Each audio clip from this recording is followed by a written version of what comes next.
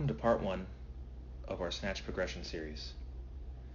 This video will help you identify your snatch grip and explain the power position of the snatch in great detail, with demonstration from two very different athletes. We'll begin by determining the snatch grip width. You can take a PVC pipe and place it in the crease of your hip, or where the crest of your hip bones meets the waist. From here, extend your arms out to the full length on that PVC pipe without moving it from that position. Make sure your shoulders are completely depressed and long, and the knuckles are torn down towards the floor. It's important to note that athletes with immature shoulders may require a narrower grip to better support the barbell overhead, even though this might move the bar or pipe from the hip crease. Athletes with arms that are longer than the collars of the barbell allow will also need to make contact lower than the hip crease and somewhere on the upper thigh. Once you've determined your snatch grip width, you can go ahead and proceed to learn the power position. With your snatch grip, you can keep your eyes up on the horizon, the shoulders shrugged down and completely relaxed and depressed. The knuckles are turned down towards the floor with the elbows out towards the end of the barbell. Your feet are about hip width apart, with the toes very likely pointed out to a slight degree. With the feet flat on the floor, the athlete can very slightly bend their knees and hips into a shallow quarter squat and assume the power position. This position is the same across the snatch, clean, and jerk. All that changes is the position of the barbell in their hands and the destination. The athlete accelerates the barbell overhead by pushing the legs into the floor and extending tall, followed quickly by the feet moving to a slightly wider receiving position.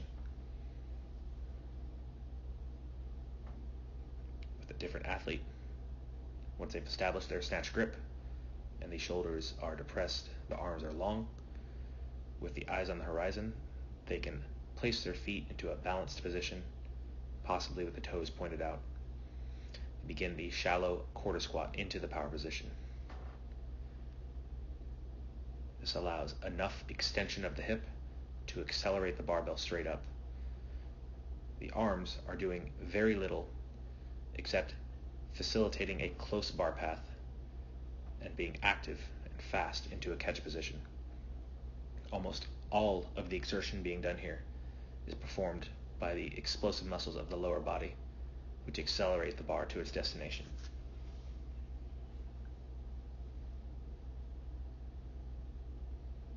Whether with a PVC pipe or a barbell, the points of performance are the same.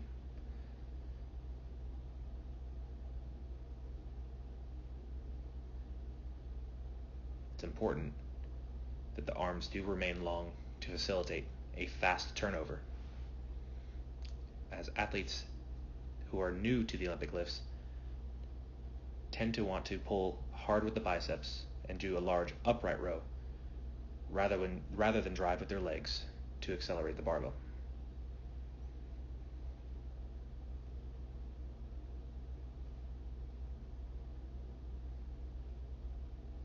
With long arms that act as cables, as if on a piece of metal, the legs transfer the power into the bar and accelerate it explosively into the catch position.